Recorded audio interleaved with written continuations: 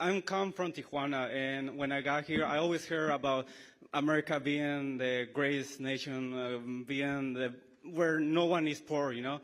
And then when I got here, I remember the first time I went to San Diego downtown, it was horrible. And then I went to LA. I can just see the YouTube video.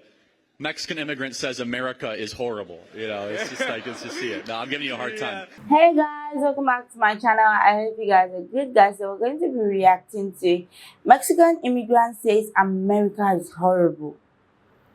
Wow. But you live in it.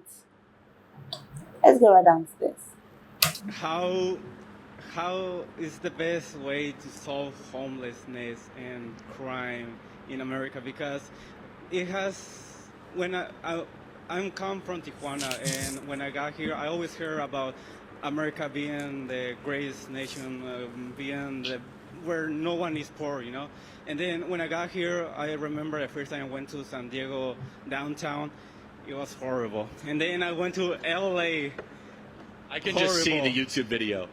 Mexican immigrant says America is horrible. You know, it's just like, it's just see it. No, I'm giving you a hard time. That's exactly it's very simple. We know how to solve crime. You lock up criminals and you don't relax penalties. We know how to solve homelessness. I have a heart for the homeless. Many of them have mental issues that they're dealing with. A vast majority have substance abuse issues. Super simple. You have to have a prime directive. The streets are not your home. Period. We're going to get you help. We're going to bring you to a shelter. We're going to help you recover. We're going to get you treatment. We're going to make sure you get attention. You're going to get fed. You're going to get clothed. You don't do it in the open air. It's not good for you. It's not good for society. It's not good for our hospital system. It's not good for anybody. For example, if you go to a local hospital between 1 and 5 a.m., I guarantee there'll be 2 to 3 homeless people every night that run into traffic. They get run over by a bus. They get run over by a car. And it is completely unnecessary in the sense that if they were in a shelter, that wouldn't be happening. And these poor people, a lot of them die. They run into traffic. It takes huge resources. You know, you have to all of a sudden, redirect a lot of things in the emergency room. Other people who need critical care might get triaged and they might not get the same attention that's necessary. That's just one example of dozens.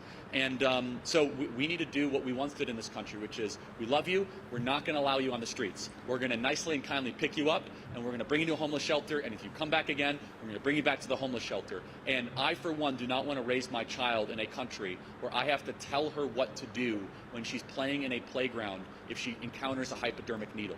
That is literally, there are guidelines in Seattle and Portland public schools of what to do if you're a 7 or 8-year-old if you come across a hypodermic needle. And that is the excesses of allowing a fringe population to basically manipulate the standard of living of the rest of us. So have compassion for the homeless. The streets are not your home. Thank you so much. I appreciate it. Thank you, Charlie. Thank you.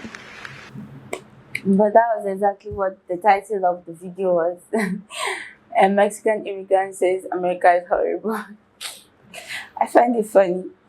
But I like that the street is not your home. And I also like the fact that there are homeless shelters for people that are homeless.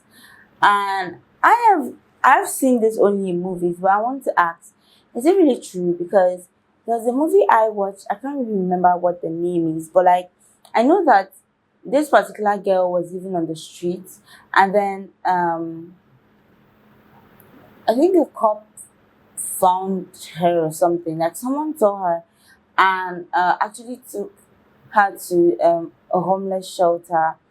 I don't know if it was a homeless shelter or a hostel. I think the name of the movie is The Rookie. So she found her. She was an LAPD officer.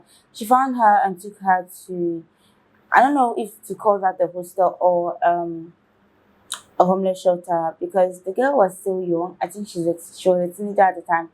So I know the girl left the place. She ran off because she came back to check on her, and then she found out that the girl had, she ran off because this girl was literally living on the street, and then she picked her up. And I don't know why, but like, I don't know why they do that. I don't know if it happens in real life, but like when I saw it, I'm like, you finally had a roof over your head. Does it itch your body? Does it itch your skin? Why didn't you just stay there? And then literally she proceeded to actually giving her our old car that she had been using for years. And funny how to see that this girl actually started living in the car. Nah, you can't tell. Nah, I feel like probably she was allergic to houses with roofs.